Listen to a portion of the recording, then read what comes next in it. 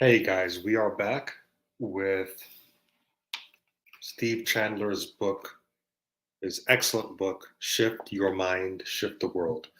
Before I start reading, a couple notes. Um, Often, when we read books, we will come across some wording or some belief system that the author has, and what will happen is sometimes we can have a reaction, we can get triggered by that, then close up the whole book and throw it away. Um, and one of the things I've learned in the past couple of years after investing in some performance coaching is that it's up to you to decide what you let into your mind and what you process, and you should trust yourself that if something resonates with you, even if you're triggered by it, there's something, or you're upset by it, or it evokes some negative emotion inside you. There's some element there. There's something there for you that you need to, or there's something that you are actually that is pinging one of your deeply held beliefs that you aren't even aware of. And what you do is sit down and look at it, because sometimes when you read these kind of books, yeah, there's a lot of woo in these books, and there's maybe a lot of uh, stuff that you wouldn't get in a religion, and that's actually an entirely different discussion, because actually when you look at the world religions, um, you do find a lot of what people like Steve Chandler talk about, right? It just kind of gets ignored, because every region, every part of the world, every culture has its flavor in terms of how it expresses religion and what it focuses on, right? And then various schools or various movements have different perspectives in terms of what they focus on, or how they prioritize things. So um, if you read this book and things like that happen to you, don't leave. Just keep listening. Okay. All right. I'm going to go ahead and start chapter 45. Chapter 45. Are you blind to true power? Thinking back on the last 10 times you traveled out of town, how often did you miss your flight? How many times did you simply not get to the airport on time to be on the flight you had a ticket for? For most people, the answer would be never. Not once did I miss my flight. I am the same. I don't miss flights either. Even back in my dysfunctional days, before I was aware of mind shifting, I didn't miss flights. Although I couldn't make it to meetings on time or finish certain jobs on time, I never seemed to miss a flight. Why is that? It's because I always put the flight into a different part of my brain. I put that in a little circle we have talked about called the committed place. It may not be holding it may not be holding very many commitments in there right now. There might be just a few in my life, but that circle can expand. It can be used anytime I want. In fact, it could be the best kept secret in the entire brain. To really understand this circle, let me ask you a question. Tomorrow, when you come to work, will you have a shirt on? Well, of course. But wait a minute. How do you know that you will have a shirt on? What if you are running late and you really want to be to work on time, and you've got your pants on and you've got your socks and your shoes on, but you just don't have time to put your shirt on? Well, I just put it on. I'll always have a shirt on. Well, gee, you sound awfully sure of that. But can you see why you are so sure of that? It's called commitment. Coming to any social engagement with a shirt on is a commitment. It's not something you are ever interested in doing, and it's not something you are just going to try to do. People who have children always seem to know for sure that their children are not going to go hungry. If you ask them, how do you know that? What if you lose your job? If you lose your job, you wouldn't have any money and you couldn't buy any food for your kids. They would go hungry, wouldn't they? No job is 100% sure. Well, I'd do something. I'd find another job quickly. What if you couldn't find one? I would find one. Well, what if you couldn't? Then I'd find another way to access some money for my kids, or I'd find a way that they would be cared for. What if there wasn't a way? There would be. I'd make a way. Can you hear the commitment in that voice? There would be. I'd make a way. Nothing would get in the way of that person taking care of their kids. So we have found out that taking care of my kids was placed in that circle in the brain called commitment. Again, let's repeat and recognize the available mind shift. You can put anything you want into that place. It's a total transformation that takes place when a person sees this really clearly.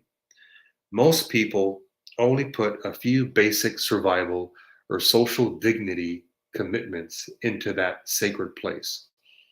But you can put anything there. And when you do, things happen for you that never would have happened. Commitment is the place you access when the building is burning down or you are going to find a way out. You are not thinking, I'll look for a few, I'll look for a way out because I'm interested in getting out. I'll try a few things, but if it doesn't work, I'll just sit down and burn to death. That's not what happens. You are committed to getting out of this building or die trying, literally. And your thought reflected, I am definitely out of here. Maybe you think that you would like to lose a little bit of weight. You tell me, I'm interested in losing weight, but I've always been trying to lose a little weight. I've always worried about my weight. I hear no commitment in that at all. So I say, let me ask you something. What if Jeff Bezos came in here right now with a camera and said, I'm going to give you $10 million tax free if you lose 20 pounds in 4 months? $10 million. Are you willing to take up that challenge? I bet you would say, yes, of course. But wait a minute. I thought you said that you had a hard time losing weight. No, I'll take the challenge. It will be worth it to me. Do you think you will lose the weight? Do you think you'll get the 10 million? What are the odds? Well, it's done. Yes, I'll lose the weight. $10 million. Yes. No chance I wouldn't do it. How do you know? Because you've tried to lose weight for years. Well, I just know. You just told me that you had such a hard time losing weight and that you've tried for years. You told me you couldn't do it. So how can you now say that you would do it with so much certainty in your voice? What happened? Committed place. For the first time, it went into that circle. Chapter 46: How I Lost 20 Pounds. Quite often, the human ego gets in the way of what we want to achieve. All these egocentric pursuits of impressing other people, winning people over, feeling important, feeling appreciated. All these ego quests end up with you falling to the bottom of your ladder. But when you shift your mind and float up and see the big picture from the top of the ladder, you can now look down and see the ego. See it? There it is down there, struggling to impress people, struggling to win people over, struggling to live up to other people's expectations. That's the little you. Sometimes you can seduce your own little ego into helping you find your committed place. Let me give you an example. When John Kennedy was a boy, he was in an elite private school in the Boston area, and they wore uniforms to his school. The uniforms were very important to those kids, and they got in real trouble if anything happened to the uniform or if they lost part of it, especially the cap. They had a little cap they all wore.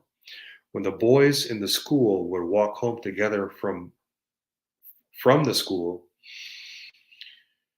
there was a wall that was almost impossible to climb that the boys challenged each other to climb over. I'll bet you can't climb over that. I'll bet you can't. And John Kennedy took his uniform cap and threw it over the wall. He knew he couldn't go home without that cap. So by throwing his cap over the wall, he knew he would climb over the wall. Can you see what he did? He threw his cap over the wall. He took something inside himself that was already that he was already committed to, getting home with his whole uniform on so he wouldn't get in trouble. He took that commitment and he transferred it to climbing the wall. By throwing his cap over the wall, he knew he would climb the wall now. That was a beautiful example of how intuitive kids can be to continuously access higher levels of mind power. Obviously, he wasn't thinking at that age in terms of commitment, but he threw the cap over the wall. I've always loved that story, and I've always thought of ways in my life where I could throw my own cap over the wall so that I'd be automatically coming from my committed place. So last year in my mastermind meeting, we have 20 people who sit together. I thought of a way to do it. I had noticed walking into one of the earlier meetings that I felt overweight, at least in my own mind, compared to where I wanted to be. I announced to the group that 3 meetings from now, in other words, 90 days from now, if I have not lost 20 pounds, everybody in the room will receive $1,000 in cash. It will be on the table in front of you. Prior to announcing this, I had written my exact current weight on the whiteboard. I put the number up there for everyone to stare at. I pointed at it. I said, if 3 meetings from now, the number I write is not 20 less than this number, you'll find $1,000 at your table. Now I knew I would lose the weight. I had thrown my hat over the wall. I know that this was radical. There are gentler and more self-compassionate ways to get things done than what I did. But I used the story to remind myself that deep down, there's always something I can call on. All right, chapter 47 is I heard the news today, oh boy. I wake up in the morning. The clock radio comes on, and here's the latest bad news. It's the first thing I hear. My poor mind, my poor brain has to make sense of it and integrate it. It's hard. My first thought is, what a world. Oh my goodness. It's a wonder anybody can function in a world that's so unsafe and alarming. And everything's going south and nothing's going right. And it's all That's called a downshift. My beautiful mind, coming out of a wonderful dream, gets plugged into the news and it downshifts. It's like an automatic transmission when your car mounts a hill. My mind is always on automatic when I myself am not doing the shifting, downshifting all the way. So I change. Now it's on manual. I take a breath. I enter a sacred place. I read a spiritual passage. I listen to inspired music. I breathe. I meditate. I let my thoughts fall away like the dead, colorful leaves from a tree in the fall. I realize the happiness, I realize my happiness in life was always already there. I don't have to listen to all the bombarding, ratings boosting scare tactics that come in from the media because that will always be stress related and fear related. That's how the media makes its money. I can always set the stage for a shift above and beyond that level. I can always create my own news. Chapter 48. The Power of Numbers on Paper. Something comes in the mail, and we open the envelope and take out the piece of paper and read that we owe a precise amount of money and realize that this is a bill. This bill is on a piece of paper, and the exact amount of money that we owe has been written on this paper. We treat this bill with tremendous respect, mainly because it arrives printed on a piece of paper. It arrives in the mail, and so this is serious reality. This is the real thing. I may owe this exact rent payment, or I may owe this exact mortgage payment. I owe this exact utility payment. If I do not pay the utility payment, they will turn off my lights and power, and believe me, I've had that happen. I do not want to ignore this piece of paper. Paper is a very serious thing. Is most people spend their whole lives reacting to pieces of paper because it's on paper, it's real, and they better find a way to pay attention to it. Now I set these papers down on my kitchen table. I will look at them again when I come home tonight. I'll look at them again and say, yeah, it's serious stuff. It really needs to be paid. And that thought now shapes my life. It begins to feel like I'm living an outside in kind of life. I'm simply living up to other people's demands. Isn't that how life now feels?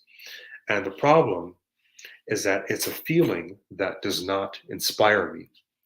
It does not lift me up to my most creative and energetic state. Quite the opposite. It pulls me down to that well worn rung near the bottom. I know somehow it doesn't have to be like this. It can be a more well balanced life than this. But, but what to do? How can I balance the playing field? The mind shift is here. What if I too used the power of paper? What if I took the entire time to write my own demands and numbers down? What if there were pieces of paper that contained numbers that came from me? If I want to make a certain amount of money, if I want to weigh a certain amount of pounds, if I want to add a certain number of clients this month, those numbers can go on paper. I will put them on index cards and place them around my computer. I will put them in the bathroom and put them up by the mirror. I will go over them every morning and look at them. I will put numbers on them and due dates. I will make them as important as the other bills that come in. Only these bills serve me. They don't leave me with less money, they leave me with more. I'm not saying anyone has to do this. I'm just saying it sure helped me during a time in my life when I felt the walls were closing in. It just occurred to me that not every piece of paper has to reflect a debt I owe. I can put numbers on paper too. I can be the writer and the author of my financial life. All right, guys, I'm going to end the stream now. Um, I completely forgot to put up my little banner of reading tonight, working live tonight. Yeah, I need a banner for reading. Yeah, I need a banner for reading. So I'm going to put, yeah, I need a reading banner. Reading. All right, guys, I'm going to do this later. I'll talk to you guys later.